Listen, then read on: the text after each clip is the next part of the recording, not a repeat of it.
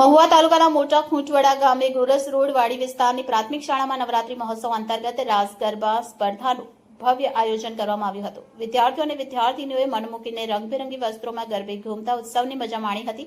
આ પ્રસંગે શાળા સ્ટાફમાંથી આચાર્ય શ્રી માનસીબેન વડગામા, હાર્દિકભાઈ સોમાણી, સુમિતભાઈ જાંબુચા, સુભાષભાઈ દવે, શાંતુબેન શિયાળ, નેહલબેન હરિયાળી તેમજ કૈલાશબેન શિયાતર ઉપસ્થિત રહ્યા હતા। શાળાના સ્ટાફ તથા વિદ્યાર્થીઓએ આ કાર્યક્રમને સફળ બનાવવા માટે સહકાર આપ્યો હતો।